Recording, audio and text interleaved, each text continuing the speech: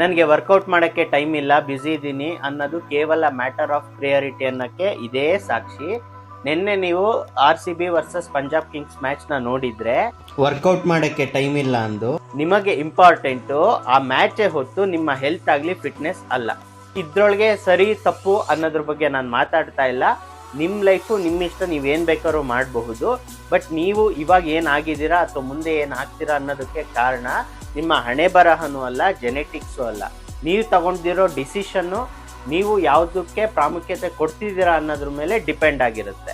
ಇದೇ ಟೈಮ್ನ ಇನ್ನೊಬ್ಬ ವ್ಯಕ್ತಿ ತನ್ನ ಪರ್ಸನಲ್ ಗ್ರೋತು, ಹೆಲ್ತ್ ಆಗಲಿ, ದುಡ್ಡು ಸಂಪಾದನೆ ಮಾಡೋದ್ರ ಬಗ್ಗೆ ಆಗಲಿ ಇನ್ವೆಸ್ಟ್ಮೆಂಟ್ ಮಾಡಿದವನು ನಾಳೆ ದುಡ್ಡು ಮಾಡ್ತಾನೆ. ಅದೇ ಟೈಮ್ನ ವರ್ಕೌಟ್ ಮಾಡೋಕ್ಕೆ ಯೂಸ್ ಮಾಡಿದವನು ನಾಳೆ ಫಿಟ್ ಆಗಿ ಆರೋಗ್ಯವಾಗಿರ್ತಾನೆ. ನೀವು ಗೌರ್ಮೆಂಟ್ನ ಬ್ಲೇಮ್ ಮಾಡಿಕೊಂಡು ನಿಮ್ಮ ಅಪ್ಪ ಅಮ್ಮನ್ನ ನಮಗೆ ಅಷ್ಟೊಂದು ಕೋಟಿ ಆಸ್ತಿ ಸಂಪಾದನೆ ಮಾಡಲಿಲ್ಲ, ಅಲ್ಲೆಲ್ಲೋ ಸೈಟ್ ತೊಗೊಂಡಿದ್ದಾರೆ, ಇಷ್ಟೊತ್ತಿಗೆ ಎಷ್ಟೋ ಕೋಟಿ ಆಗ್ಬೋದಿತ್ತು ಅಂತ ಬ್ಲೇಮ್ ಮಾಡ್ಕೊಂಡು ಕೂತ್ಕೊಂತೀರಾ, ಬಡವರಾಗೆ ಉಳ್ಕೊತೀರಾ. ಅಥವಾ ನಮ್ಮಪ್ಪ ಓವರ್ ವೆಯ್ಟ್ ಆಗಿರೋದ್ರಿಂದ ನಾವು ಓವರ್ ವೆಯ್ಟ್ ಆಗಿರೋದು, ಇದು ಜೆನೆಟಿಕ್ಸ್ ಏನು ಮಾಡೋಕ್ಕಾಗಲ್ಲ ಅಂತ ಅಳ್ತಾ ಕೂರ್ತೀರಾ. ಹಂಗಂದ್ಬಿಟ್ಟು 3 ಹೊತ್ತು ಕೆಲಸ, ದುಡಿಮೆ, ಫಿಟ್ನೆಸ್ಸು, ಹೆಲ್ತು ಅಂದ್ಕೊಂಡೇ ಇರಿ ಅಂತ ಹೇಳ್ತಾ ಇಲ್ಲ. ಕೆಲಸ ಮಾಡಿದ ನಂತರ ರೆಸ್ಟ್ ಮಾಡೋದು ಬೇರೆ, ಕೆಲಸ ಮಾಡೋಕ್ಕಿಂತ ಮುಂಚೆ ರೆಸ್ಟ್ ಮಾಡೋದು ಬೇರೆ.